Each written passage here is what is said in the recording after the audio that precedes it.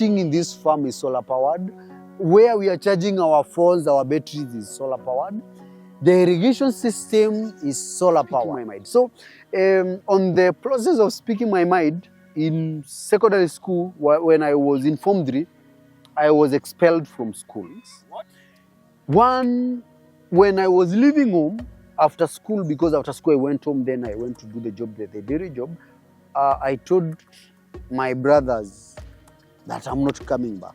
And if I come back, there are two things that are going to bring me back. Either I succeed or I die. Even very few managers in Kenya today earns that kind of figures that I was earning back then. I resigned. So 2021, January the first thing, the day 2021, I believe it was around 10, I create a page, Farm with Fred, and my first followers, there is a brother of mine who even today reminds me he was the 10th person to be able to follow that page. So the day I'll breathe the last breath, that day will not be a normal day in Africa, will not be a normal day in Kenya, will not be a normal day in my village. It will be a great day.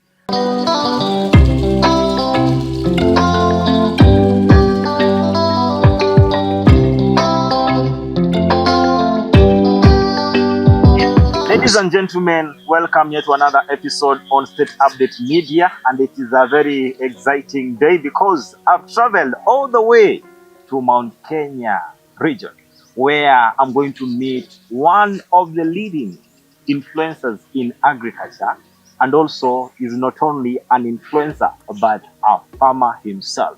He's going to share with us his story on how he rose from 0 followers to 1 million followers, to being someone who is influencing the agriculture in Africa, agriculture climate in Africa. So it's an interesting story that you need to look up to. Remember that the focus of this channel is to share with you inspiring stories that can help you to move from one level to another. I believe you, young farmer who is starting up right now, you're going to learn very many secrets that are going to help you in your farming. But do not forget to comment, share, subscribe to help others also to get to learn more about what you're about to share today.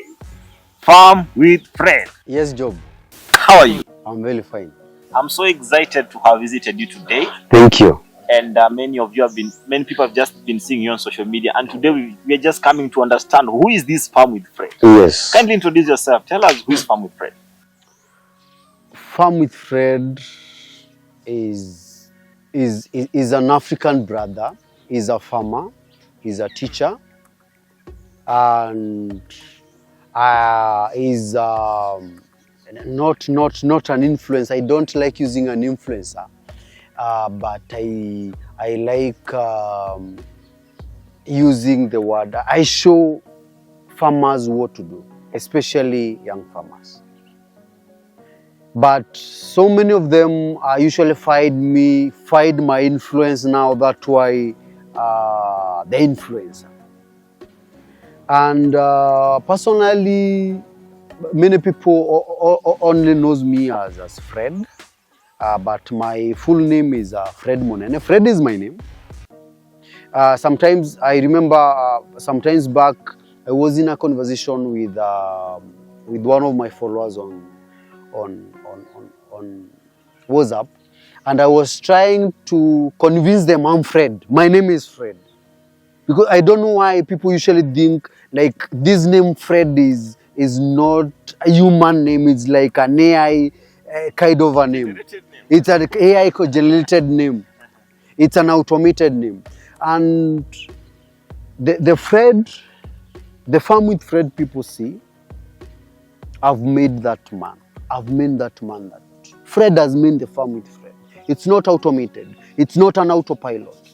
It's me who has made it. And from what I've done, I'm a believer that there can be better version of me. Maybe from another person, or me making a better Fred than I am today. Yes. Always also looking up to another Fred. Farm with Fred brand to be better off. You know, I usually work like a software. If you look at your phone, every time it tells you update this app to a better version, update this and this to a better version. That is a Fred that every day when I woke up like today, the Fred that is off today is afraid of different from yesterday. Because every day I wake up to better him, to be better than yesterday. Yes. Oh, that's very amazing. Now tell us, Fred, where were you born? And where were you raised? Personally, I'm from the Mount Kenya region, the famous Mount Kenya region. This is where I come from. Yes, this is where I come from. Being born here and being raised here. But schooling has made me interact with so many people from different parts of the country, because I went to school somewhere in Ukambani. That's where I went for my professional agronomy course, agricultural course. And from there, I met with so many people that changed me. You see, if you look at me, you'll be surprised to know a few years ago, people thought this guy is from South Africa, this guy is from Zambia, this guy is not from Kenya, this guy is not from Mount Kenya, this guy is from Western, this guy is from Coast Region, this guy is from... nobody has been able to locate my specific location, all because of the change I got from interacting with people. As you know, I'm sorry to say this, our country is somehow divided into regions, and I try as much as possible not to be able to be traceable from a region. I'll never be traceable from a region. But I want to, every time I speak, even if I make a mistake today, that mistake will never be connected, will be pinned to a certain region. It will be pinned to Africa, it will be pinned to Kenya. He's a Kenyan, he's an African, he's a farmer. Not he's from the mountain, he's from Western, he's from the coastal region, or he's from this part of the country. So I'm positioning myself to inspire from the national point of view, and from the African point of view, and from the black farmer. Yes, so from all those angles, because if you look at all those angles from the black farmer, less privileged black farmers are not widely recognized. Many people think that a black farmer cannot make it. On the other side, you come to our country in Kenya, they think a farmer cannot be successful. When you come to Africa, they think farming is a poor man's job. So I'm coming just to prove, or anybody who think a black farmer is a poor farmer, I'm coming to prove them wrong. Anybody who thinks that farming is not a job, I'm coming to prove them wrong. Anybody who thinks that Africa cannot make a billionaire out of farming, because I think we've already achieved, we have so many millionaire farmers as we speak, I want to prove them wrong. Yes. Okay, that's amazing. Now tell us, how was it being raised up? Were you born in a rich background? Were you born... Okay, how was your background? I was born in one of the poorest home. With this English, we are wondering, is it true? They went to a group of schools? No. The English is adopted. I'm a very good speaker of Swahili and a very good speaker of English, and they are all adopted languages. And I've been able to adopt them and be able to speak to have fluent and good English and good Swahili, so that I can be able to speak to my brothers across Africa and outside Africa. Because if you check my social medias at Farm with Fred, I usually avoid as much as possible to speak Swahili. Because once I speak Swahili, I'll be speaking home. I'll be talking to the East Africa. So the good English should not lie to anyone that I'm from group of schools or I'm from the rich family. My friend, I'm from the poorest family you've seen in Africa. I've worked, you see the primary schooling Since nursery to class 8, I've walked barefooted. You never used a school bag? Not even a school bag, but a shoe. My first shoe, I won my first shoe when I was going to Form 1 because it was compulsory to come with a shoe in school. Leave alone school. Boxer. I've won my first boxer in secondary school. You've come from far.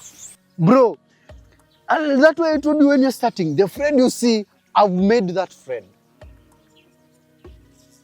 And I've not made that friend to brag or to be superior than my brothers. I've made the friend to show other Africans and my brothers it's possible. It's possible. In Swahili, we say inawezekana. Anything that you see in your mind, you can be able to make it. And the biggest limit currently in Africa or in our society is not the capital like we think. It's not the land like we think. It's not coming from the good family like we think. It's our mind. If you cannot see it in your mind, you never make it. So the friend you see, before I made him, I first saw him in my mind. Wow, that's amazing. Tell us about your parents. Being the family that I was born in, as poor as it was, my parents were dairy farmers. But they were farming not the hybrid version, but they were farming cows that used to produce at least allowed 5 to 10 liters of milk. So out of the milk that we got from these cows, that is what raised me and my brothers. I have other siblings. Many people think that I'm alone from my family. I have other brothers. I have so many brothers that are inspired. Some of them are into farming like I'm doing. Others are into other professions. So the milk that my parents used to get, they sell it. They were able to, what was compulsory was not even dressing or clothes and everything. It was food and school fee. That is what at least I can say. Although at some point I struggled to get school fee on my secondary levels, but at least the little we are getting from the milk my parents used to pay that.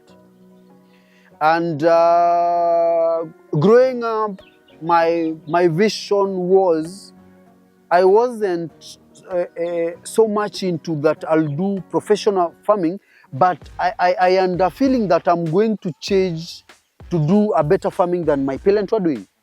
I wanted to change everything. And in my mind, I thought that I could get a professional job, then support them financially and improve their setup. So the farming that is in me is something that was born in me. Because when we are not in school, we are the farm. If by any chance you get sick, you're not feeling well, and you are not schooling that day, be assured that you'll be taken to hospital, and after hospital, you accompany our mother to the farm. So there was no resting in my family. Nothing like resting. It's either you're working or you're in school. And in school, I was not very good in school also. I was not the brightest student. Starting your primary school, who was bred in primary? Primary school, I was that boy, a very friendly boy, who was prayerful and also loved by many. I think at only one point that I had a conflict in school, but the other time I was that young boy lived in the village, doing the village things, playing with my sibling. At some point, one of my brothers, we went playing football, and he was on the opponent side, and an accident, a crash happened, and I broke my brother's leg. That was the head of my football career. So I was that young boy, working, playing, schooling, but not very good in school, but full of life. And I knew one thing I used to tell people from primary school to secondary school to when I'm taking my career, that one day I'll be famous. Yes, I used to tell them that one day I'll be famous. Yes. You had the picture in mind. Yes, yes. I had the picture in mind that one day I'll be famous. And here I am today. All right, now Yes. take us now to high school. Now you transition from primary to high school. Yes, I transitioned from primary to high school. That's when I am now fully, I started wearing the shoe. And still high school, the secondary school I was not very good. Secondary school, struggled through secondary school, and also growing up from primary to secondary, I spoke my mind. Even today, I usually speak my mind. You know, I'm one man who is never neutral in any opinion, either good or bad. I'm never neutral. I usually take a side, even if it's on the losing side, but I never lose. Even if you think it's on the losing side, I usually. So, growing in secondary school, I was still calm, very friendly, but always spoke my mind. And at some point, speaking my mind has costed me a lot. Even today, as we speak, it's still costing me. Speaking my mind, just waking up and telling people, I don't like this thing. This thing can be harmful to you. This thing is toxic to you. This thing is not good. You are not acting well. You asked a stupid question. People usually consider that being arrogant. But to me, it's not being arrogant. It's speaking my mind. So on the process of speaking my mind, in secondary school, when I was in Form 3, I was expelled from school. What? Yes, in Form 3. What exactly happened? Just speaking my mind. Yes, it was about the welfare of students and the school. And I happened to be among the people who raised the issue, told the school administration, we cannot do this. This is not right. And they found it offensive and like I was not supposed to be among those students. So I was expelled in Form 3. And I was out of school for a while. How long? I think because when I went home, my father told me he's not going to take me back to school again. And let me tell you something. In me, I've always told people I'll be famous one day. And that never shook my spirit. I remember in a conversation with my mom, because I'm out of school, and I when my father said, we were struggling to raise the school fee for me to be in school. And now I'm expelled from school. My father tells me that he is not going to take me back to school again. So I stay at home for some few months. And I felt that this was serious, and I joined a construction site because now there is no school. I decided, why don't I go now to do the major job in the construction? Masonry work. Yes, as just assistant there. I did that for a few weeks, and I told my mother I want to raise some money so that I can join driving school. You know, driving school has no, you don't need to have finished secondary school or primary school. As long as you are willing and you can be a good driver, you can do that. So we did some Django, and I wanted to join driving, but on the way, I was able to join another school. My father looked for another school, and I joined back to Form 3. Like I told you, I'm not bragging, but I was a good boy. That the new school that I went, The second term of that school, I was made the entertainment captain of that school. I was good. I was made entertainment captain. So the third term on my Form 3 and Form 4, I was the school captain in that school.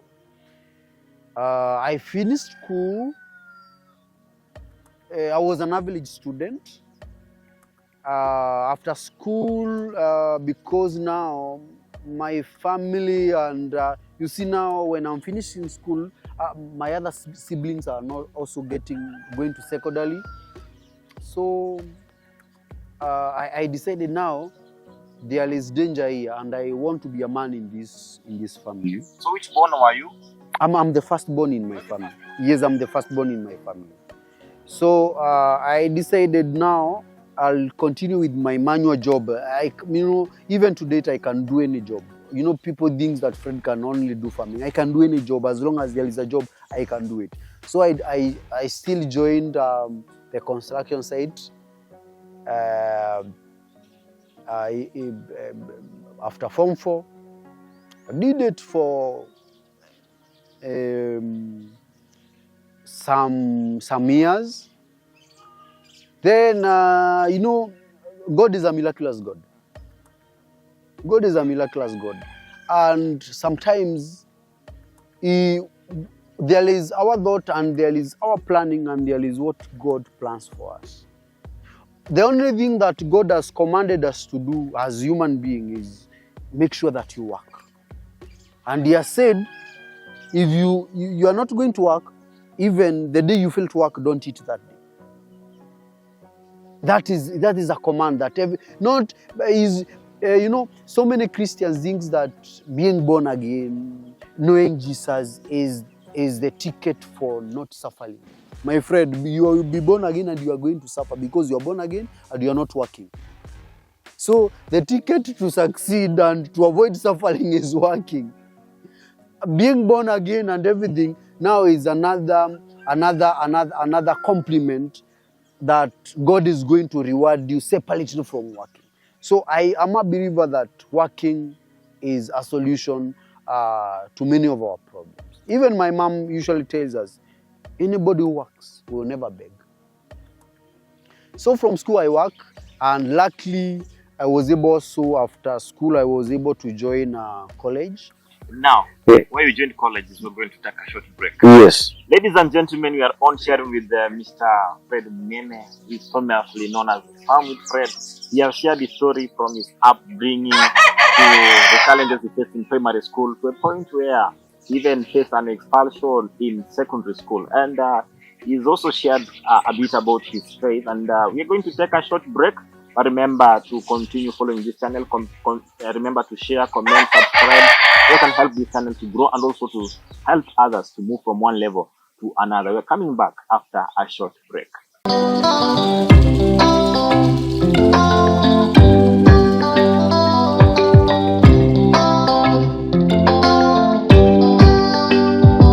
Mogalfa Digital Agency. Cheza smart. Achieve your endless possibility through digital visibility.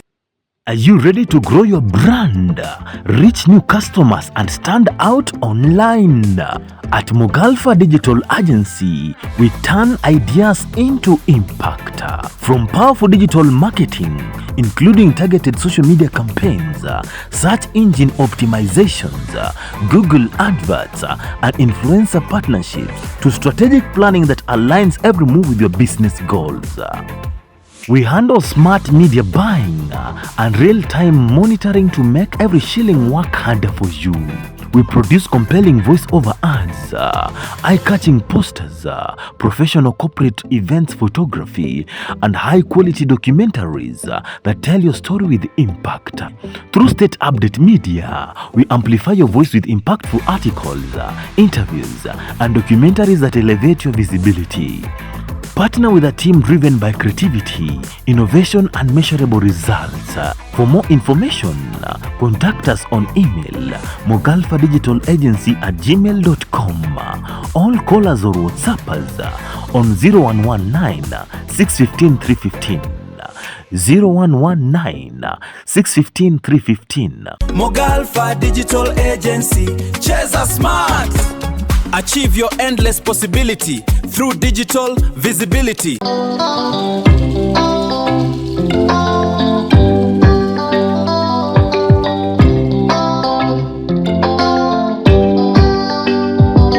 Ladies and gentlemen, welcome to another session on stateupdate.co.ke.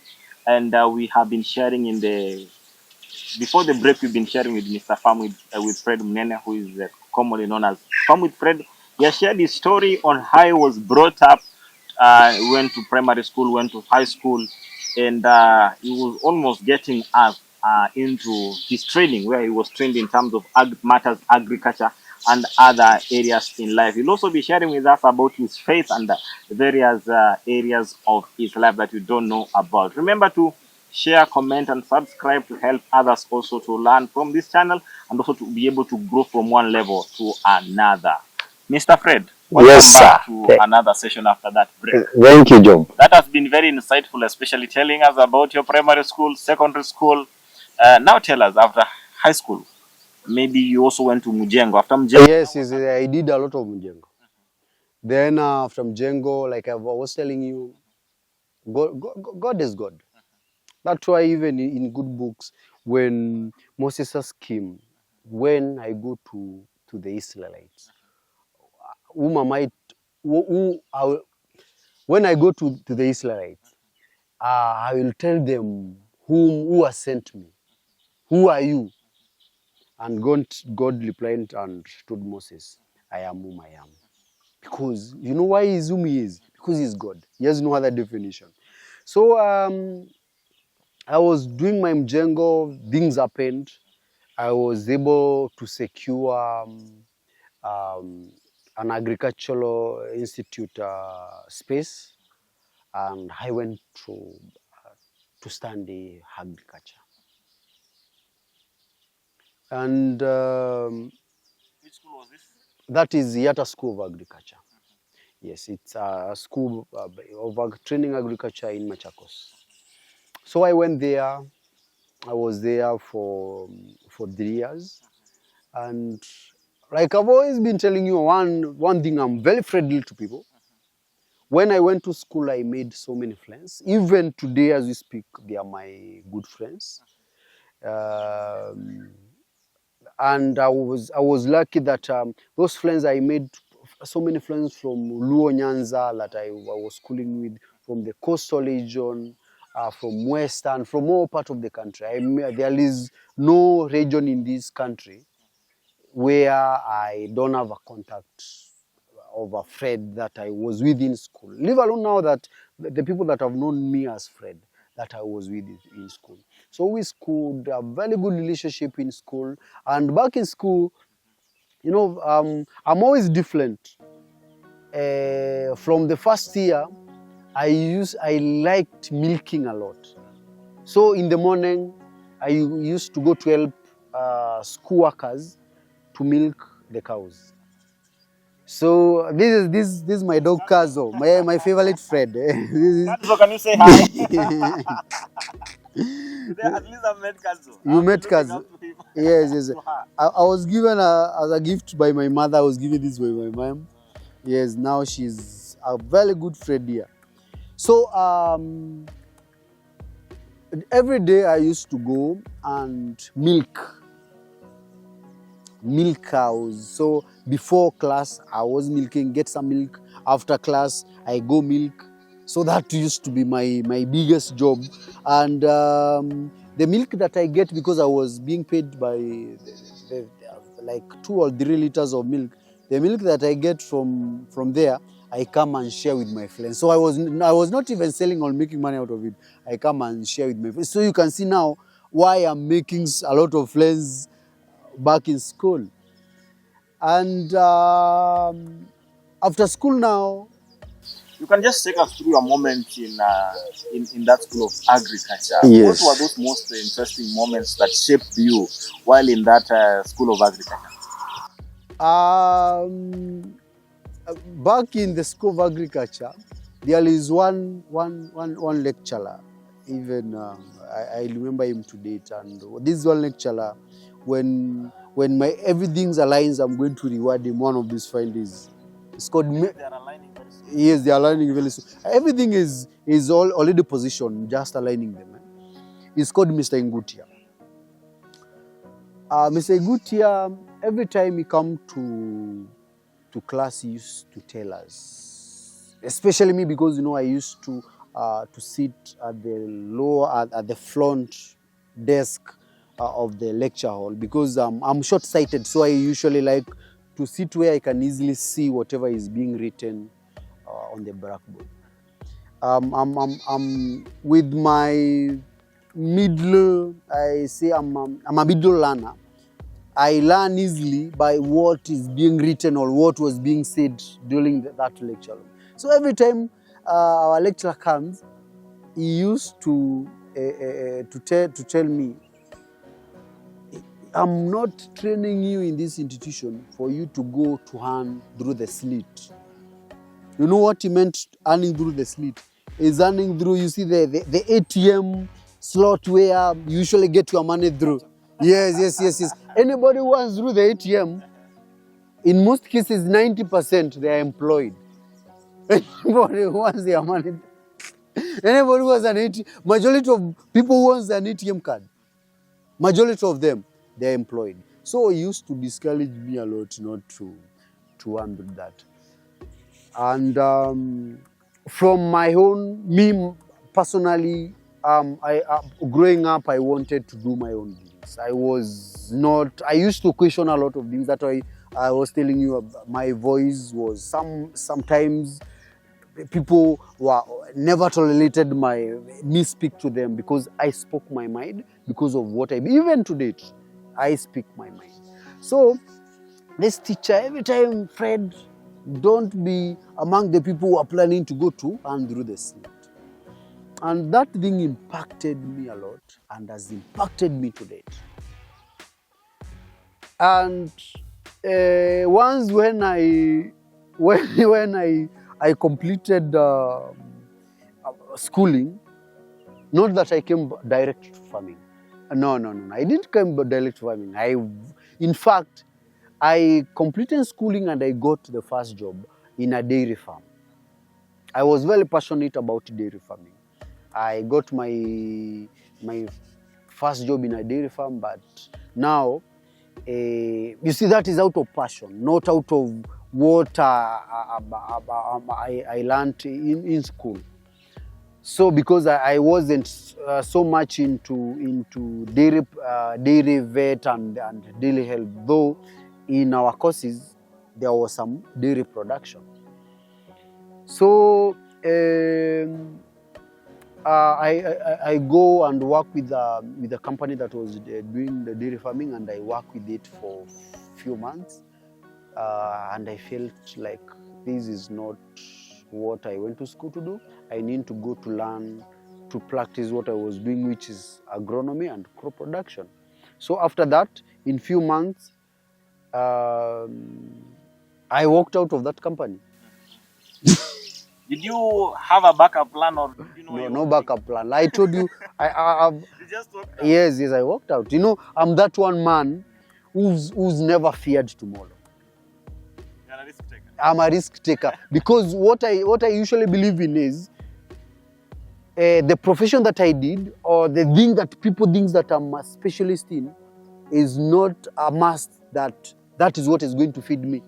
I can do any other job that is out there for me to get food. So I walk out of a job, of a dairy farm, and I joined that dairy farm was in Nairobi, Karen. So I joined now some few friends of mine who are working as casual laborers, but they were paying casually on daily basis in areas of Karen. So I would go there and started working with them as I plan for the next move. I'm always a good planner for the next move. So while I've left the job, I was called for an interview for an export company. There is this export company that was doing French beans. They called me for an interview. So I traveled from Nairobi. That company was in Mwea. I went to Mwea, did an interview, and I went back to Nairobi to do my things. When I was leaving home after school, because after school I went home, then I went to do the job, the dairy job. I told my brothers that I'm not coming back. Even to date, I've never went back home. I just go home visiting and go do my things. I'll never come back. And if I come back, there are two things that are going to bring me back. Either I succeed or I die. Nothing else. There is no giving up. The only thing that is bringing me back is the body, because I cannot work when I'm dead. All have succeeded. So really, I want us to also talk about how has faith shaped you to be who you are. Faith, you know, I'm a believer. I'm very spiritual guy, not necessarily a religious person. I'm very spiritual, who believes that there is God. I'm a Christian. Talking of spirituality, I've not based my spirituality in any other angle. I'm a Christian. My religion is Christianity, but that doesn't make me not question Christianity, because there is a lot of hypocrisy in the Christian environment. And I've grown my spirituality, and I'm a believer of God. I read a lot about a religious book, but more of the Christian book. I have a Quran with an English version, because I cannot be able to read the Arab, and other books, I read other books to be able to understand how God works. And my religion is among, or my spirituality, or me being spiritual, is among the things that have made me the Fred I am today. Because I'm not into anything that is against humanity. You know, when we talk of spirituality, and when we talk of religion, and this is where also I feel like the religion is missing a step, is humanity. You know, the essence of religion and spirituality is humanity.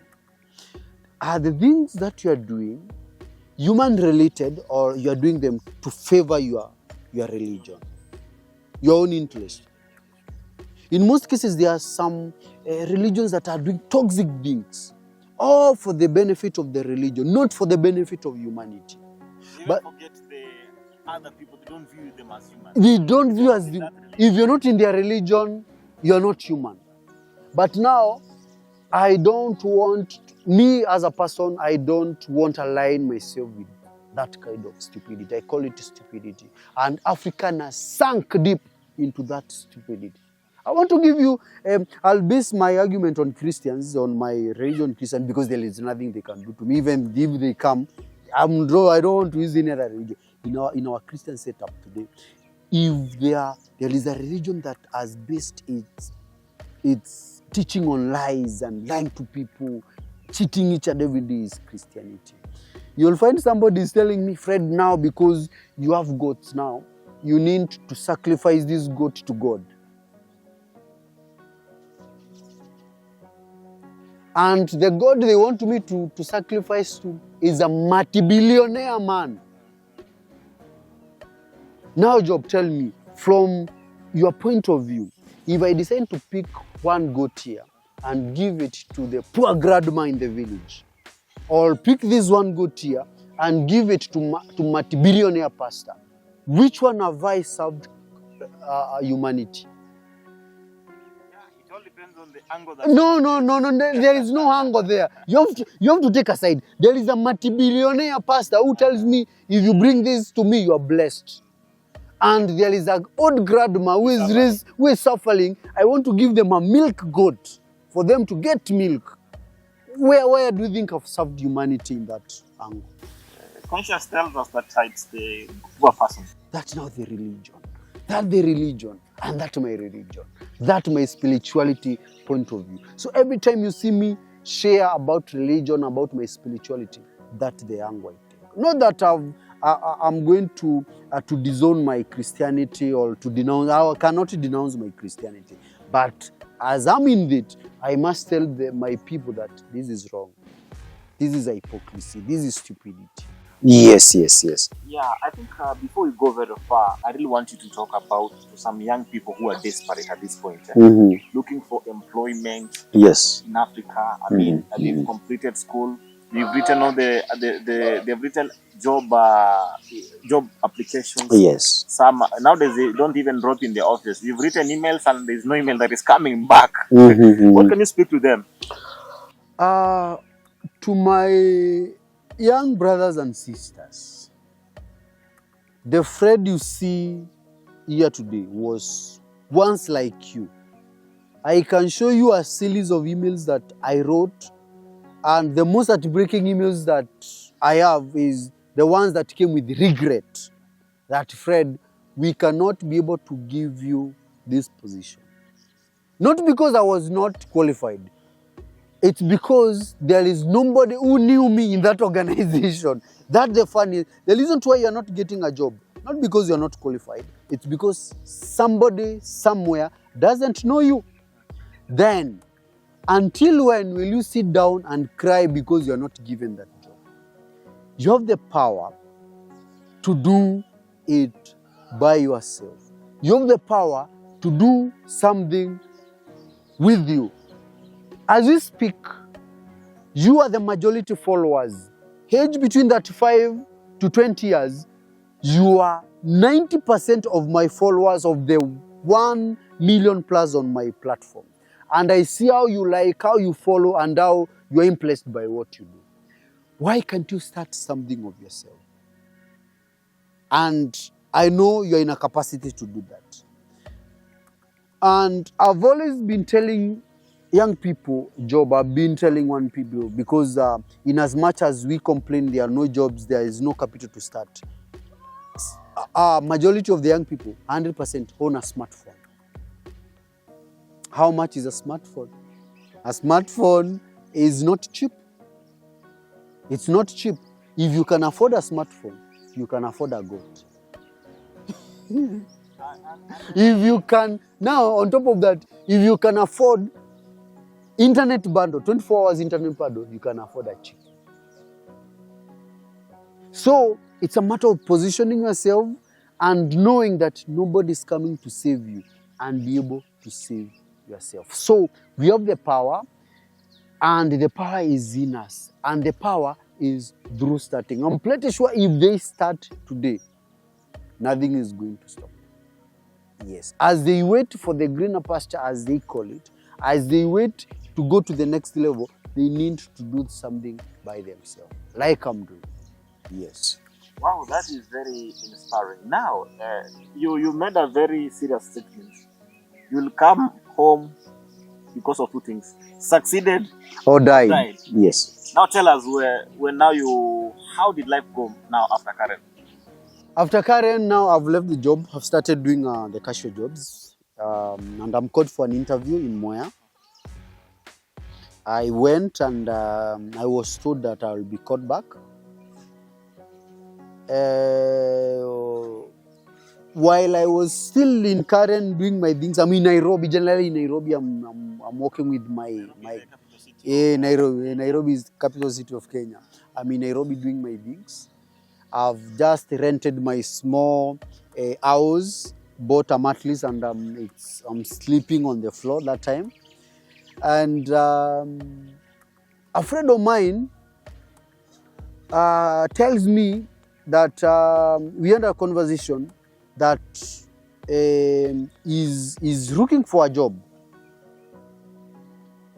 We used to be great friends in school. And if by any chance I get a place that he can do a job, I connect him. Still, I'm doing my casual job. You see, he's desperate, he's looking for a job. And now, this guy has started a family.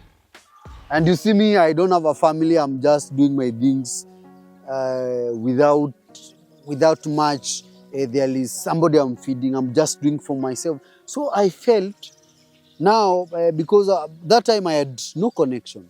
So as I'm doing my casual jobs in Nairobi, the company calls me, tells me that they want me to assume to go and take my job because I was the qualified candidate for that job. Remember now, there is this other friend of mine that has started a family, as a young baby, and he want now a job. And I felt, why don't I give him this job? Because there is nothing that is chasing me. Yeah, I'm doing my manual jobs in Nairobi, I'm surviving, I'm doing my things, so why don't I give him? I told the manager, at the moment I got another opportunity, but I know of a guy who is even smarter than me, who can be able to take the position. He told me, yeah, you can connect us with the guy. If he understands the assignment, we are going to give him the offer. Agronomist job, it's an export company. They are looking for an agronomist to help them grow French beans for export, to be the field officer. Export? For export. For someone. I left it for my brother. Hey, we need many friends in this country. So, no, this way to get interesting.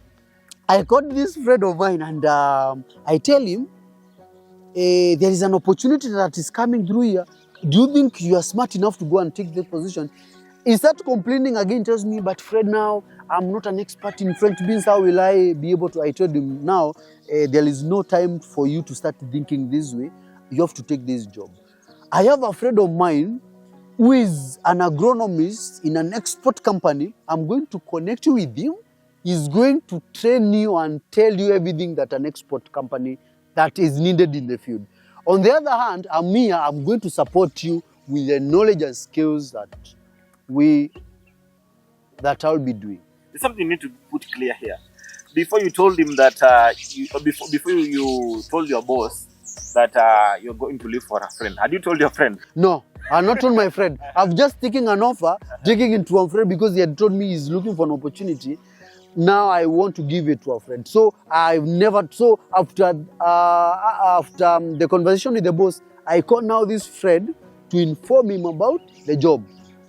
Then from there, I connected him to another agronomist and also I trained him because now they were to do a fresh interview for him to take the job.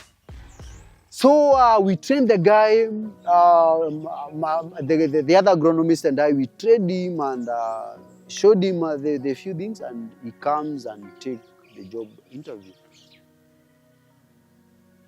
He has been working for that company for more than 8 years. He left last year in 2024 when he got an opportunity in the government. At the moment, he's working with the government. Wow, that must be very generous. Yeah. Such friends. If you don't have a friend who can sacrifice for you, you have to reject your friends. Yes, as we speak, I think I've generously offered more than 100 opportunities to people. That were meant to be yours. That were meant to be mine. Somebody calls me, even as we speak, somebody calls me. So many companies have called me, hey Fred, we can, I usually get so many offers. Fred, we can give you an opportunity. Why can't you come and work with us in this field?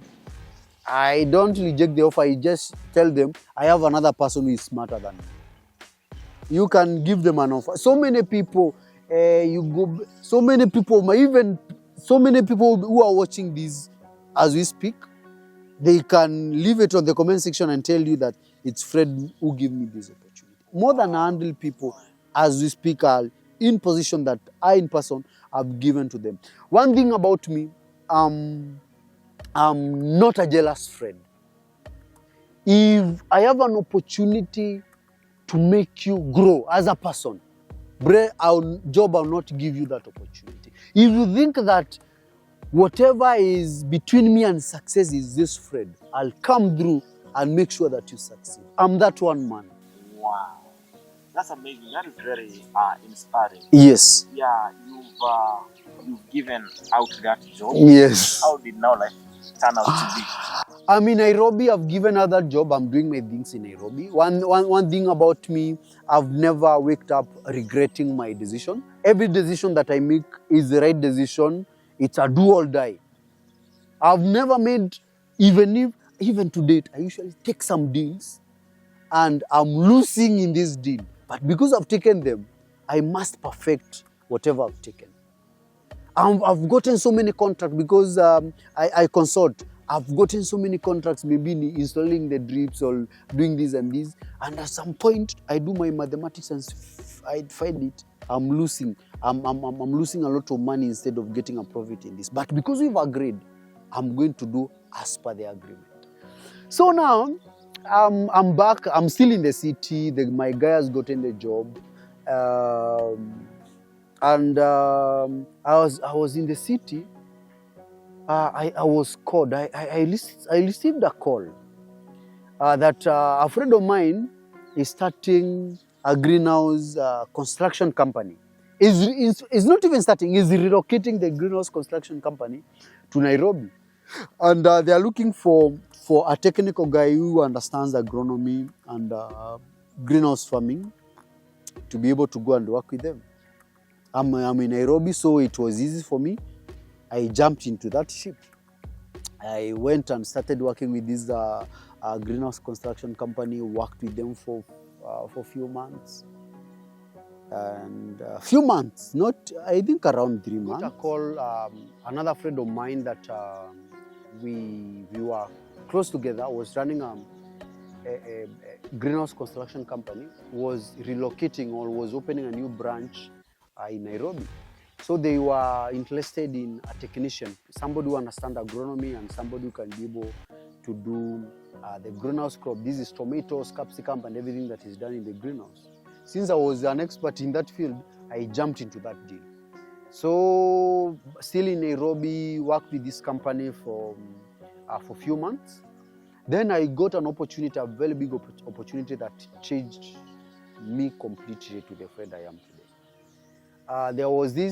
There is a training institute called Alatia in Kajiado, Isinya. They were starting a new project. It was a Dutch sponsored. It was a consortium. Dutch companies, horticulture companies, and formed a consortium. They were doing a project in Kajiado of an automated greenhouse, fully automated greenhouse. So they wanted somebody at least who has a background or who understand anything to do with greenhouse farming. And having been in contact with the CEO or the manager, the managing director of the company, he called me to start that project. So I was there from starting, and the project started. I learned a lot about automation. You see the things that people are learning about, currently learning about AI. I learned them back in 2015. Everything you see people learning today about the AI, the automation, everything, I learned them back in 2015. So I was trained by... You are over 10 years ahead of me. Yes. Then we are going to learn from here. Yes. There are so many things, AI, automation, everything. Back in 2015, because the Dutch, the Dutch has been holding a very superior project or very superior technical knowledges when it comes to horticulture farming and flower farming. So all this knowledge from different technicians, from different people from the Netherlands, was given to me. And I started my new life as a greenhouse manager, training farmers on greenhouse farming. But Fred being Fred, I'm always Fred, the Fred you see. The Fred you see now, that's real me. I don't fake anything. At some point, I felt like I'm not doing what I'm supposed to do. Worked with them, and one morning I resigned. Yes. From a Dutch company, Fred. From a Dutch company, earning good money. Some good figures. I'm pretty sure even very few managers in Kenya today earns that kind of figures that I was earning back then. I resigned. because the reason why I'm resigning, I've wanted to see the Fred you see today. And the Fred you see today cannot be made in the employment setup. In an office somewhere. Not even in any boardroom. Not. And you know the kind of Fred you see today? You know what that kind of Fred is? Is a friend that wakes up 6 in the morning, comes to the farm, and sleeps at midnight. So if you think it's a luxurious Fred, you are lying to yourself. It's a Fred that works for himself and friend that inspires. Back then, when I was in that Dutch company, I started becoming serious on Facebook. There is my another personal Facebook account called Uncle Fred, but it's not very active because it consists of my friends, and that is where I've made my page from. So this Uncle Fred, I used to post a lot about farming, showing people about the things that I'm doing in the farming setup, and it brought a lot of interest because that page back then, my friends were the people that I schooled with and people that where I come from. So I wanted to show them now my new setup of technology, how I'm farming using computer, how I'm doing this and this. You see, I was showing them those things. But now, it developed a lot of interest.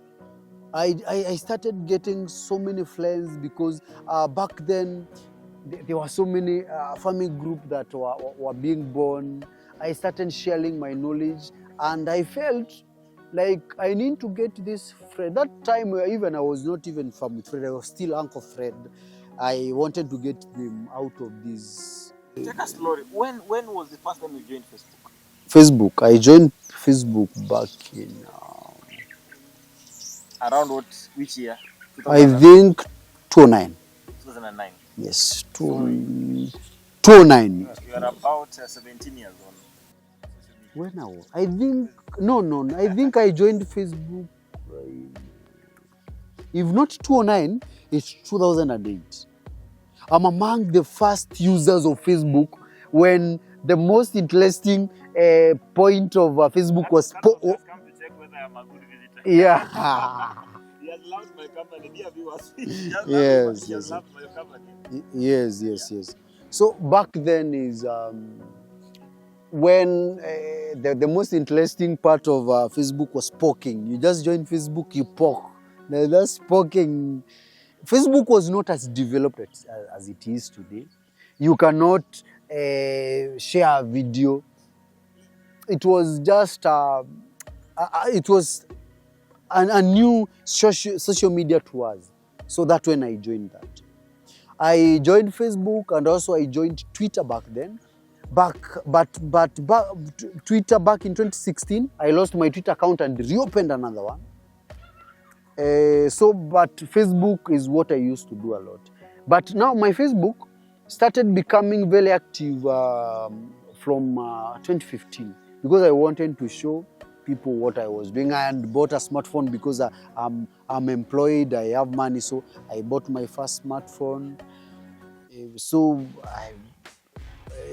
Facebook was not a bigger was interesting to me. So I'm sharing my stories and they become interesting. And I'm on different contributors of different WhatsApp in the Facebook groups. I may not be able to mention them at the moment. And those groups, though I was not very visible because I was down here, but I believed in myself. And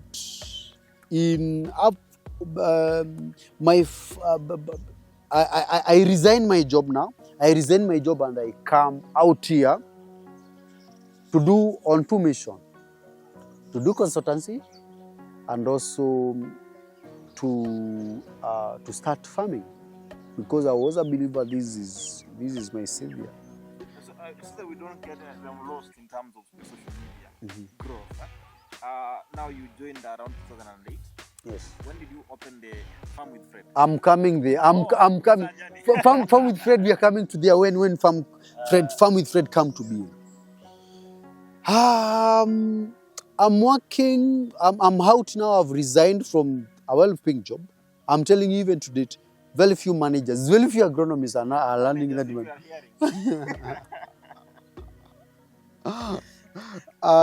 So I come out here, I start consulting, I start working with farmers. Things are not working, but I'm pushing hard. My friends are advising me, Fred, now you are very good agronomist, you are very good in managing farms. Why don't you seek for a space? And at some point, I believed in what they were saying. Because, you know, I was the only vision bearer. At some point, I believed in what they were saying. And I also joined another company, a production company, as a manager, and worked for only 2 months. Still, the urge of me being out here was more than earning money, was more than a salary. No salary could have matched the urge of the dream of what I was chasing. So I decided now I'm not going to listen to anybody. If worst come to us, it's me dying. Well, there is nothing why it's going. What is the worst that can happen? Yeah, it's me dying. It's me dying. Yes. Yes, so I got out there and started pushing to the Fred I am today. Started farming, and back in after COVID, COVID was in 2019. Around 2019, 2020. I was so big on social media, but with Uncle Fred. I'm interacting with How many groups. followers at that time? No followers. Those we are working with friends. They're like 3,000. Uncle Fred, even as we speak, is around 5,000. They are friends as we speak. Yes, the limit and few followers there. So I'm still working with Uncle Fred with that limit. And 2020, when COVID came, 2020, I was among the essential service providers as an agronomist. So I'm still working as an agronomist. I'm passing through the police blocks. Who are you? I'm an agronomist. Where are you going? I'm going to the field to do this and this. I'm using a motorbike. I'm a very good, by the way, very good rider of motorbike. Yes, I ride motorbike. So 2020, I'm working when COVID is very hard. I'm farming and I'm working with farmers. And towards the end of 2020, I started receiving a lot of DMs. Fred, I want to learn this from you. Fred, where is your farm I come? Fred, where are you? Where are you? You saw those questions. And January 2021, Farm with Fred is born. Farm with Fred is born out of inquiries, because people want to learn what I'm doing. It's not something that, it's not a name that is coming from the blues. It's not a nickname that I've been given. It's because of the angle now I'm receiving from the connection of Uncle Fred. And now I've started receiving attention from different farmers across Africa. So I decided, how can I be able to now to push to the next level? Is developing a social media farm with Fred. You are farming with Fred. You don't need to think outside the box. Just do as I do, because I'm doing the things correctly. So Farm with Fred is born in 2021, purposely to train farmers how to farm. That means Farm with Fred means you've created the page. Created the page. 2021 January, the first day, the resolution of. It's only five years now. Yes. You can make it, young man. Let's continue. Farm with Fred is is done in 2021, and Which month to be precise? the first day of January. It was a New Year resolution. It wasn't a new year. It was, I'm forced to do it because now the reason the reason why I'm doing Farm with Fred is because I also want to separate my personal things which I post on Uncle Fred, because I was mixing farming, family things, love affairs, luxury and everything on the Uncle Fred. Now I don't want to have a mix-up. I want to focus on something that is giving purely agricultural vibe. So 2021, January, the first thing, the day 2021, I believe it was around 10, I create a page, Farm with Fred.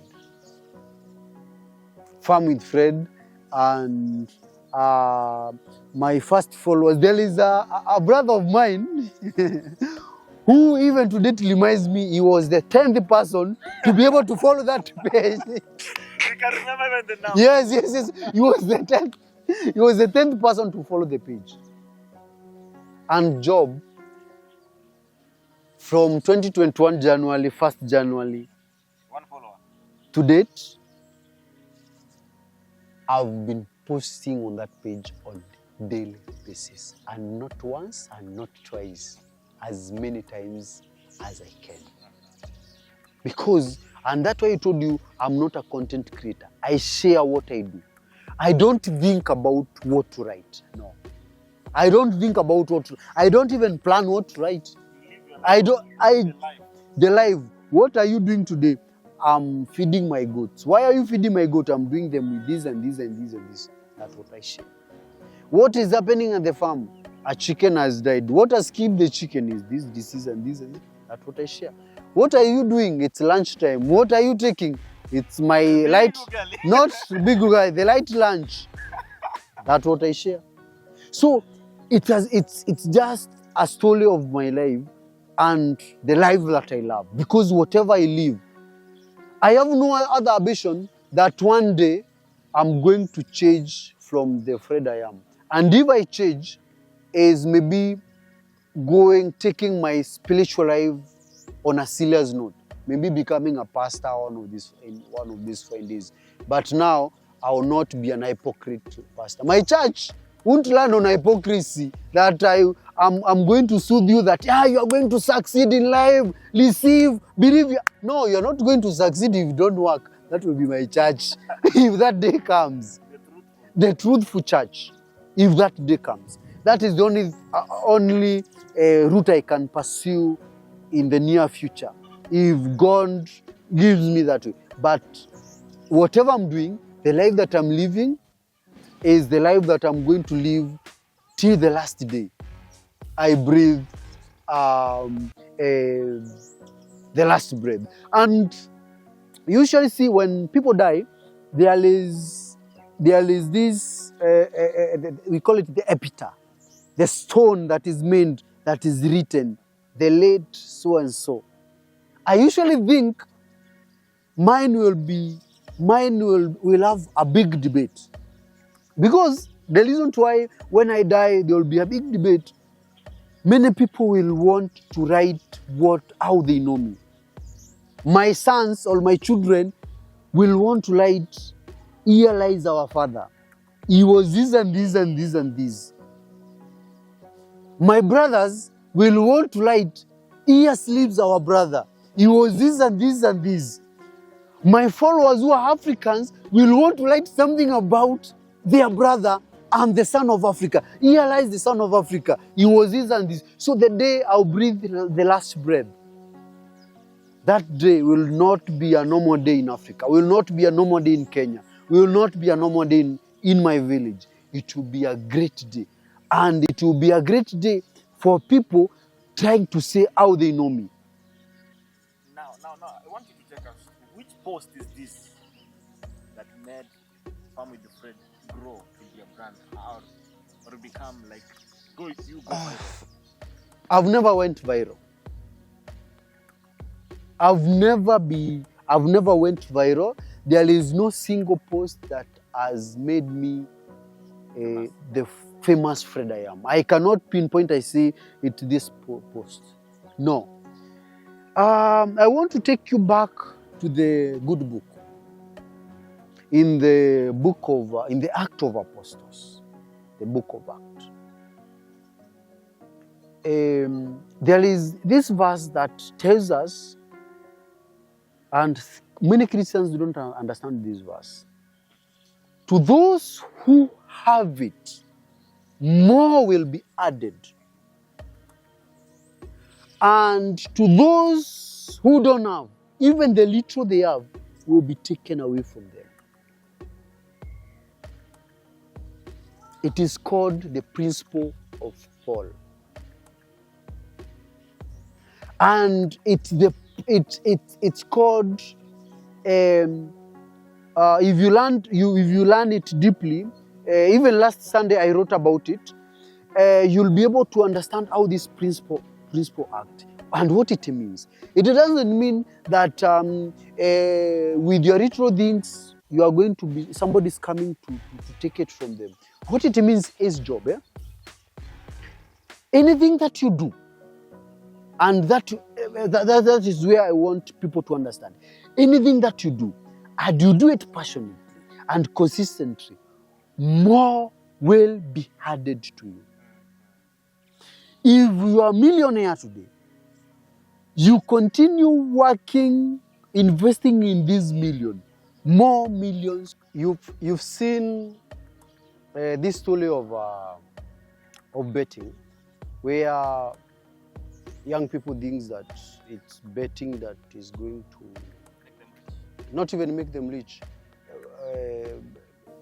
give them money, and the little they have is taken by the betting companies. Now that fulfills the prophecy of even the little that you have will be taken from you.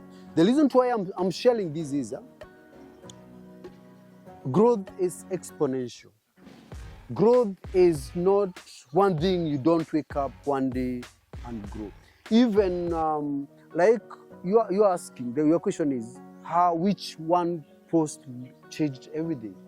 Yes, there can be a changing point. You can make a post that is going to change everything. But on the same note, you cannot just start today and make that one post that will change. But you can start on your journey of making those many posts. You'll have a post that will one day change everything about you. But I've not yet come across that one video, that one post that I can confidently say this post, this made me the Fred I am today. I've been making posts and I've seen average reactions, especially to the space of where you're doing everything organic. You're not promoting the page and everything. You are limited to the reach. So I think I'm getting a fair share from the algorithms and from the work that I'm doing. Yes. So the Farm with Fred page is an exponential growth. Yes. Okay, that is very amazing. Now I want you to talk about, we want us to talk about AI and the digital space in Africa. So you told us that you started, your knowledge about AI and matters digital, you acquired it back in 2015. Now tell us how that has shaped you, and I want us to also look at Africa in terms of AI and digital. Are we where we are supposed to be? And how has AI and the digital space contributed? How can it contribute to the growth in our agriculture? When we talk of AI and digital space and technology in Africa, that being in my thought or in my opinion is not yet where it's supposed to be. Because one, the people who are being equipped, or when organizations talk about AI and equipping people with the digital space, they are not equipping the right people with the digital skills.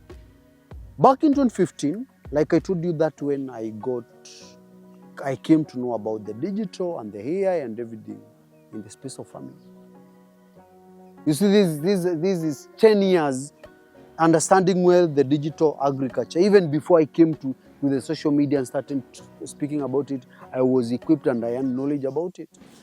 And you see, in that project, they were giving me the skills to be able to use them in that project. The digital skills, the AI skills. But nowadays, you'll hear a very big conference, well-funded. It's calling farmers for an AI or a digital space. The farmers they are calling even don't own a smartphone. So how will a farmer who has zero knowledge even in using the smartphone be able to use the AI or be able to use the digital solutions? I want to give you a very good example. My CCTV camera in this farm is among the digital solution that I use for the farm. Where I am, in any place that I am, I can easily see the movement. I can be able to see everything that is happening in the farm through the digital CCTV camera. It's internet connected. So just imagine, I call villagers in this area. I've searched for finances and I want to train them about the digital CCTV. These farmers even don't own a chicken. They are just doing the subsistent way of farming. They're doing maize and beans. You want them to use the CCTV camera on their cassavas and their beans? No. That's what I told you now. We are not where we are supposed to be. And we are not where we are supposed to be, not because there are no people who want to learn. It's because sometimes I feel like there is a lot of diversion of these resources that are supposed to come to the right people. They are going to the wrong people. A lot of many people who can write good proposals have been given funds, have been given a lot of money to be able to do these things. I know of a person who has a multi-billion setup of machines, automated machines, AI-controlled machines. They are supposed to be used in the agricultural space and they are lying in their stores. They cannot use them. All because these people are able to write a proposal. I've gone to many farms, I know farmers, people who've searched for funds, started a farm that even never harvested even the first harvest. You go there, they have packed the tractors, it's full of drip irrigation, well gated, well fenced, the fish food, good structures. They never even celebrated the first harvest. All because all they wanted is the funding, but they had zero passion about what they are doing.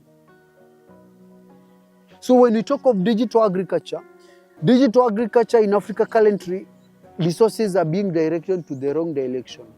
Because your job knows so and so, you can easily be able to get the finances that are coming for digital agriculture.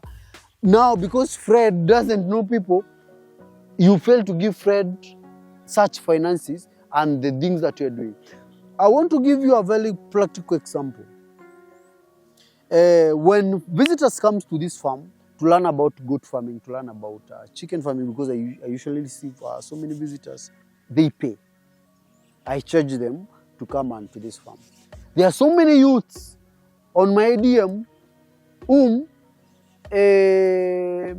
I'm unable to accommodate them, or I'm unable to give them to come and train them because I am not in a position to give them free farm training. I've already given them on my social media, Facebook and on YouTube, but they cannot be able to come here because every time they want, I tell them, you come here, I charge this amount of money.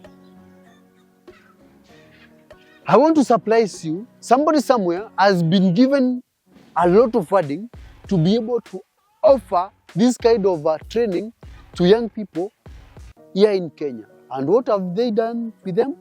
They are now driving the best 404 vehicles, double cabin vehicles, you know them, out of these finances.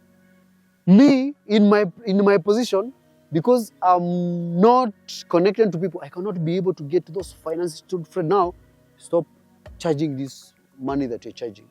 Because at the end of it, this farm must run. We are going to pay you that money and bring these youths for free to learn to your farm. I will never receive that type of funding. So me, in my case, I feel that the funding and the digital space, they are taking the wrong direction. They are taking the wrong direction. And there is a lot of knowledge, a lot of resources meant to do that. If they take the right direction, work with the real farmers, work with the interested parties, I'm telling you the truth, we are going to change Africa for better, because the digital space itself can employ millions and millions of farmers. In my DM, I can show you the reach. There are so many people who are building big things in the space of technology. And every time they are asking me, Fred, I have this idea, I'm building this and this. Where can I get finances to be able to take this idea to the next level? These people will never get finances. People who don't have an idea, but they can write good proposals, gets the money and the financing. Yes. So now we have young people that are kind of feeling like they also want to grow to your numbers. But maybe they're not farmers. Yes. They may be doctors. Yes. They may be teachers. What is your advice to them? What I can tell them is this is possible. Anybody wants to be, not even to be like Fred, to be better than me, it's very possible. One thing about farming, where the space that I'm in is a space that has zero barriers to be a farmer. If today I want to be a doctor, a medical doctor, there are so many things that I need to do. Go to school, have so many licenses, practice for many years, and it's almost impossible for me to be a doctor. But today, you're an accountant, you're a doctor, you're an engineer, you're a teacher, you're even a thief. You can decide tomorrow, I'm born again now, I want to join farming. I don't want to be a thief anymore. Because farming accommodates everybody and has zero barriers. And on the line of content creating, if they want also to be like me, it's just sharing your story of daily activities on what you're doing. What are you doing today? I'm digging. Tell us you're digging. Somebody somewhere is interested in the digging that you're doing. Yes. Wow, well, that's amazing. Now, I want us to also look at a different direction in terms of climate smart farming. Yes. I mean, as a country, as a globe, as Africa, we have started experiencing some of the effects of climate change. Yes. In your farm, how are you mitigating such challenges that have been posed by climate change, and how are you practicing that kind of farming that is friendly to the environment? Yeah, as we speak, we are in the middle of climate change. Kenya can attest that they are seeing it right, left, and center. When it's hot in Kenya, it's extremely hot. When it rains in Kenya, we drown. And those are some things we can work with experts. And when I talk about experts, the people who are also involved, directly involved in these things, can be also in an expert. An expert is not necessarily somebody who's gone to school and learned something to do with climate change and climate smart agriculture.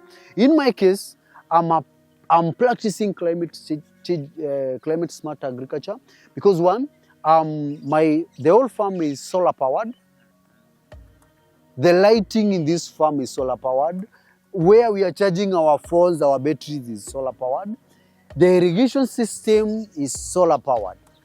And that is an indication that when it becomes very hot, here in Kenya, the farm runs very successfully because we have enough green energy. In addition to that, we are using drip irrigation, which is the smartest way of irrigating our crops. On the bigger part of the farm, we are doing that. And that what now, when it becomes very hot and we need to save a lot of water, to manage our water, we use drip to be able to water our crops. So, in our approach to climate smart farming, we are talking of mitigating and also managing. How can we be able to use this hot sun? And what is our biggest challenge is water.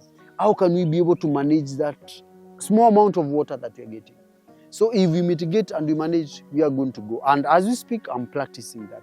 I'm harvesting water using the solar-powered system, and I'm also using drip irrigation to be able to run that. Yes, yes. That's amazing. Ladies and gentlemen, that's why we take a very short break. We are on sharing with Mr. Fred Munene, commonly known as Farm with Fred. He shared his story, shared about climate change, shared about how he grew up to the point where, and also he has been hot on social media about self-farming. Yes. I mean, tackling issues about toxic farming. Exactly. So those are issues we're going to handle as we almost come to the end of this interview. Remember to share, comment, subscribe to help this channel grow and also inspire other farmers to get to know. Remember that the reason why we have this channel is to inspire, to encourage that you can also grow from one level to another. And in matters of agriculture, we are leading at the forefront in promoting climate smart farming. How can we promote farming that is friendly to the environment, that is also sustainable in the long run? Do not move away. I'm coming back after the short break. My name is Job Maangi.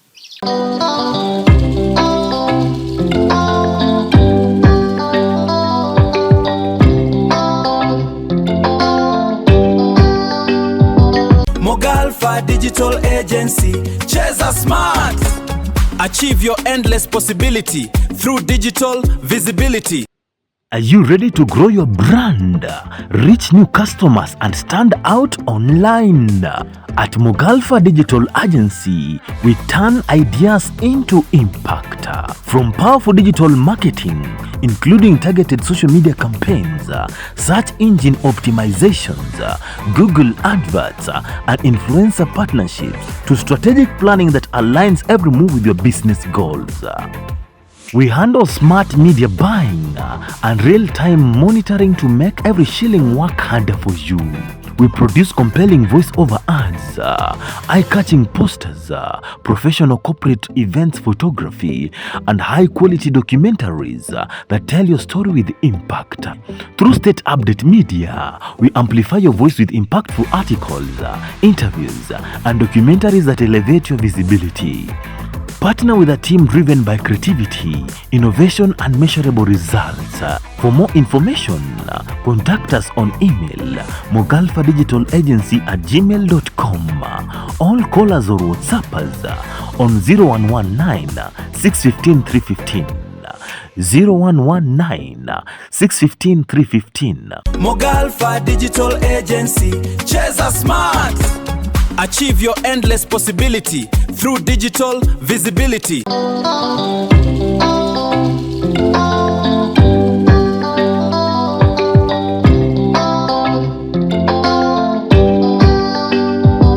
Shared with us a lot in terms of how we can improve the digital space. Yes. And on how we can really have the youth getting into more meaningful. Sure. More meaningful things. Mm-hmm. And you've also shared about your farm, how you're doing climate smart farming, Mm-hmm. right? Yes. That is something that is very encouraging. Now, getting into your space, tell us what you usually do in your farm. As we speak, I have different farms that I'm running, and purposely I'm running them to run one farm, because like for example, in this farm we are doing goats, we are doing chicken, we are doing horticulture. In other farms we are doing maize, we are doing sunflower, and we are doing other fodder crops. Whatever we are doing in other farms is for them to be able to run this main farm. As you speak, I'm pushing the model, the goat farming model and the chicken farming model to be a greater venture, not just for me, but to be able to show young people the way on how they can make a living out of what I'm doing. So as of now, in this farm, we are doing the goats, we are doing the chicken, and we are doing the horticulture. And purposely, we are not doing them for ourselves, we are doing them for our training.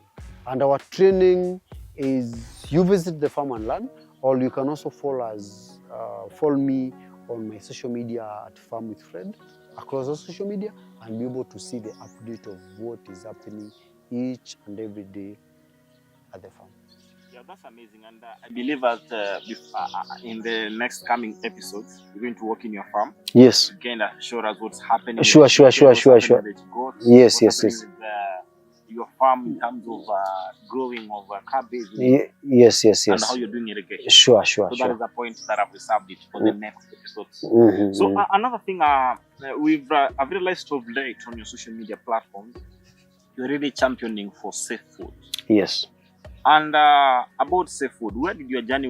When did you start having that passion for people growing food that is safe, not only for the market but also for the health? My safe food journey, I think, started way back in school. One farmer, I can't say I'm an organic farmer, but I love when safe food and enough food is grown for families or for consumption. And when I got an opportunity to work in the technology Dutch institution, the project that I was talking about in Latvia, the technology was addressing the safe food because we were purely using biological controls to be able to control pests and diseases. So safe food is something that I've learned or I've gained knowledge through the school of experience. And now when I got an opportunity to be able to run my own farm, I decided it's safe food production. And the core value of this farm is we don't produce what we cannot eat. If by any day there is something that we cannot consume, that is not supposed even to be in our production list or to be sold to anyone. So whatever we produce here, from our chicken, our goat, our vegetable, is purely what we are producing for ourselves to eat. Then extras of what remains, because it's still safe, we sell them. Yes. Okay, that is amazing. I've been seeing you championing really for safe food on social media and hitting on even big weights in this agricultural space. Yes. What really motivates you to really fight for that? To fight against toxic? Yes. One thing about me is, like I told you, I'm not a neutral man.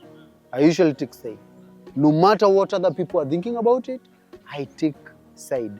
And in most cases, I take the humane side. Anything that is serving humanity, I'll be there and I will take that side. So, as we speak, I have a friend of mine who was,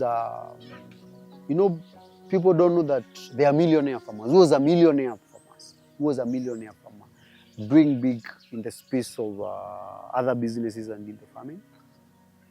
And from the whole of 2025, he was diagnosed with cancer. And I want to surprise you so that you can also understand my pain. As we speak, he has nothing, just him and the family. Whatever he made out of farming, out of other businesses, they have been consumed by treating the disease. And what is the source of this disease? This cancer. Toxic product. Something that we can avoid and prevent from future dangers. He is a big follower of my page, and every time I talk about it, he is very impressed. He says, Fred, don't be intimidated by those insulting you. Keep telling people, because I don't want anybody to suffer the way I'm suffering.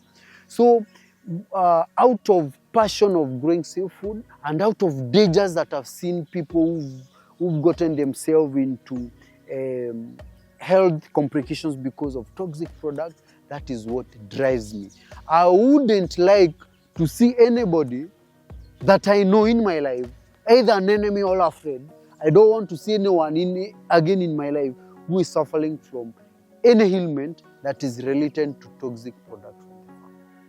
And I usually tell people that insult me, it will hit you back the day you know of a person who has cancer, or because they've used toxic product. That is the day you remember Fred was not mad as you're trying to put his on this side. That's why you will remember there is nothing like using toxic product safely. There is nothing like that. You cannot give your children a grenade and tell them, you play football with that grenade and pray safely with it. How will they play safely with the grenade? There is nothing like that. In either way, that grenade is going to explode. Yes. Wow, that is very encouraging. And I want us to look at another part of agribusiness. Mm-hmm. I mean, most people, you say that our forefathers, our parents, they used to just grow food for feeding themselves. Yes. But there is the aspect of agribusiness, Mm-hmm. how to make money Mm-hmm. through Mm-hmm. agriculture. Yes. How has that, do you employ that concept of using agriculture to make money? And what is your advice to those farmers who are still doing subsistence farming? Farming is the only business that we are left with, and the very sure business that we are left with.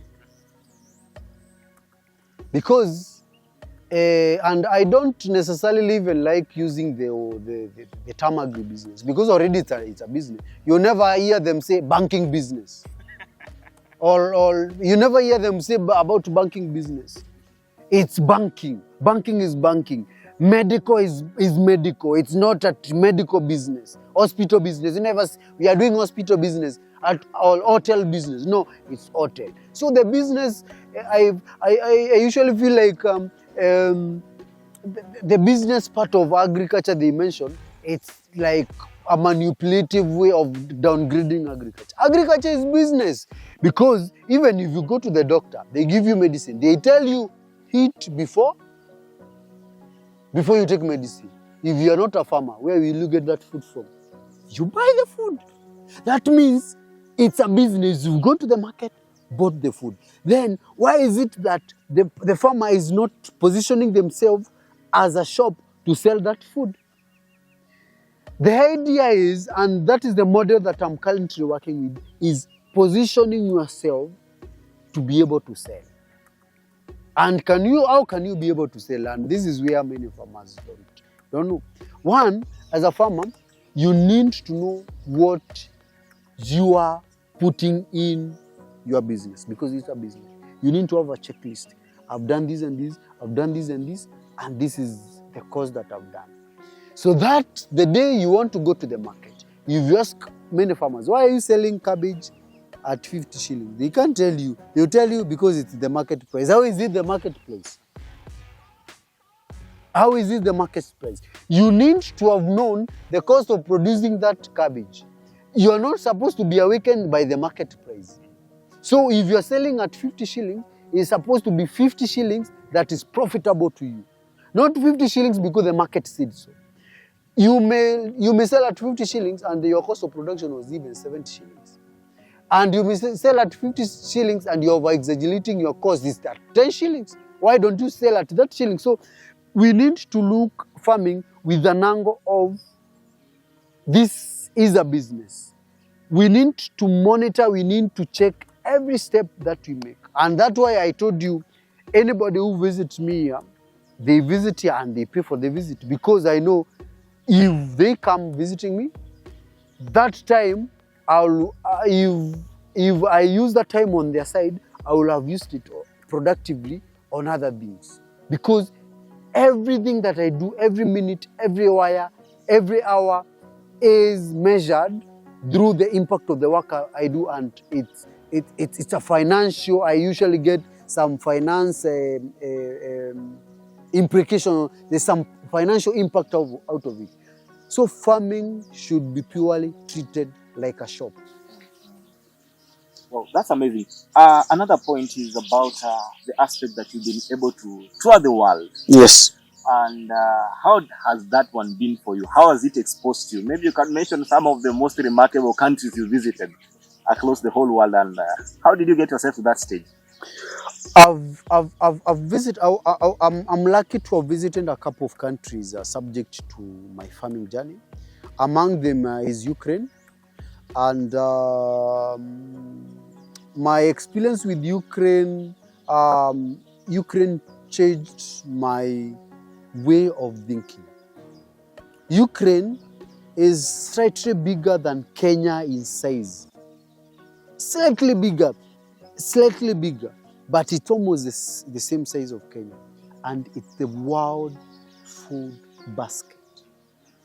It's where almost the whole of Europe feed from there.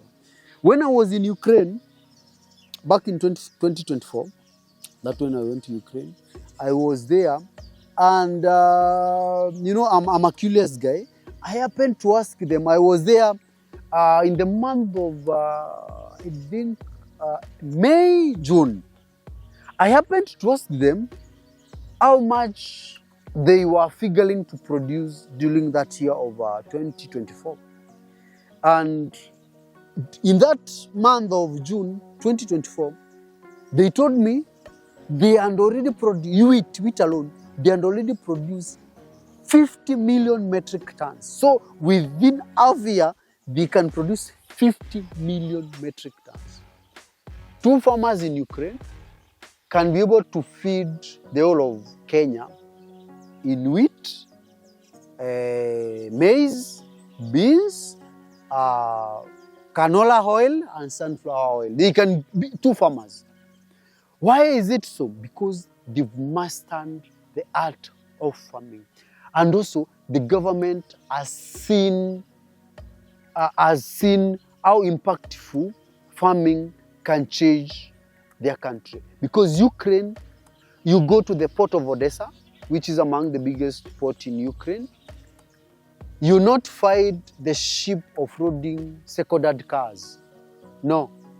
You'll find the ship loading grains, taking them to different parts, to East Africa, to different parts of the world. Their ports are for them to sell grains, not to bring in second-hand clothes, second-hand cars, like the way it's happening to our country. And they are not that Ukraine has better environment than we have in Africa or we have in Kenya. In fact, sometimes we have better rains. We have even better working environment. A country, Kenya is among the few countries in the world that you can farm from January to January. In Ukraine, they have a gap of 6 months of farming. The rest of the 6 months, the whole country is covered by snow. And they feed the world. So, we have a lot of potential as people. We have a lot of potential as a nation. And we have a lot of potential generally as a continent to be a world basket. And like I told you, farming is the only venture in the world that has very low barriers for you to be a farmer. You just need a land and few skills and you succeed to be a farmer. Nobody will come asking for certificate. Or when you go to the market, do you ask for the certificate of where the vegetables came from? No. But now if you have a chemist, you are selling medication, you are selling drugs, you'll find that you need you must be a pharmacist, you must be licensed to sell them, you must be licensed to do this, you must show us who is supplying you drugs, this and this. But in farming, there is nothing like that. The only thing we need to do is to be serious and to do it professionally. Yes. Wow, that's amazing. That has been a very interesting sharing with you, Mr. Fred. As we are coming to an end of this discussion, I think we might even need part 2 of this, but for today, let us come to an end of this. I want you to speak your heart to our audience who are watching this moment.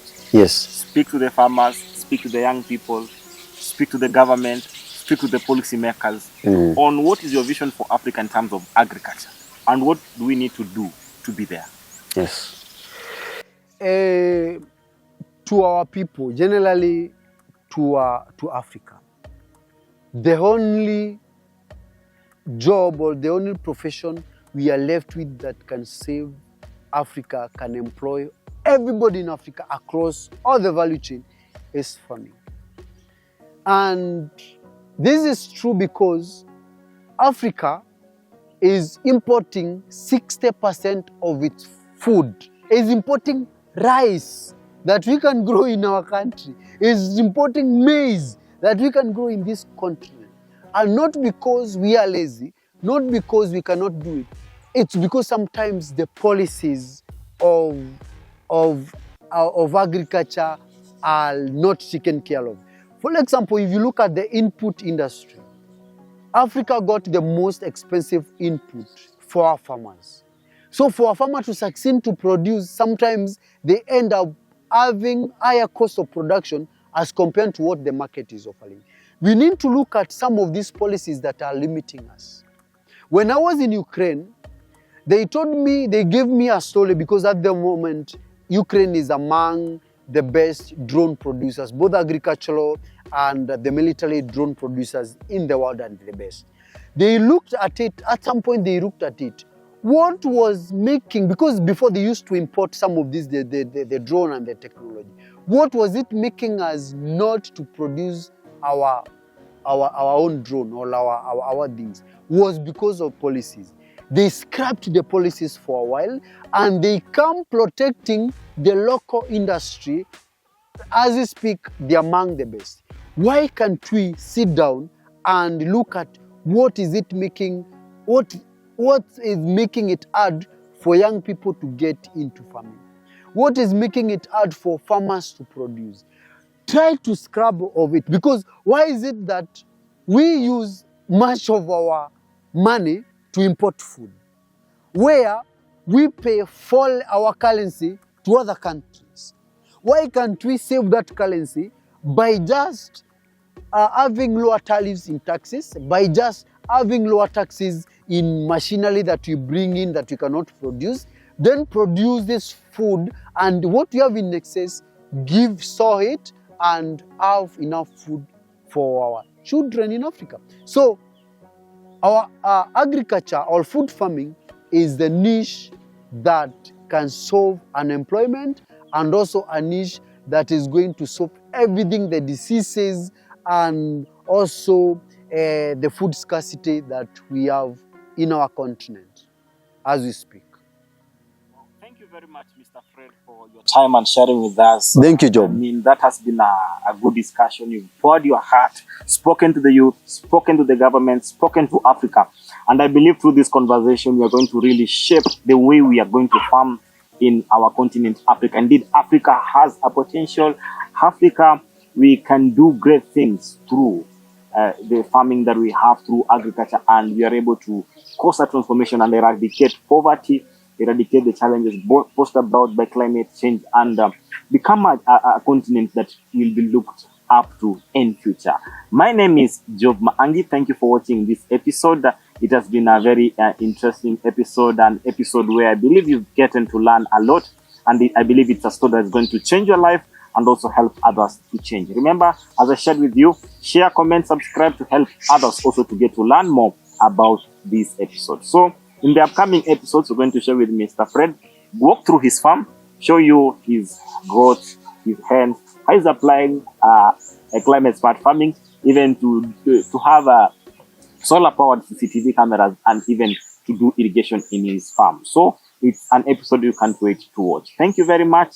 Bye. That is all from us. Thank you.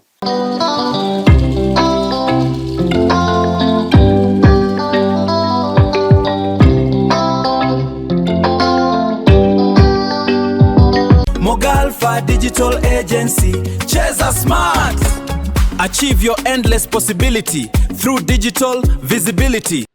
Are you ready to grow your brand, reach new customers, and stand out online? At Mogalfa Digital Agency, we turn ideas into impact. From powerful digital marketing, including targeted social media campaigns, search engine optimizations, Google adverts, and influencer partnerships, to strategic planning that aligns every move with your business goals. We handle smart media buying and real-time monitoring to make every shilling work harder for you. We produce compelling voice-over ads, eye-catching posters, professional corporate events photography, and high-quality documentaries that tell your story with impact. Through Stateupdate Media, we amplify your voice with impactful articles, interviews, and documentaries that elevate your visibility. Partner with a team driven by creativity, innovation, and measurable results.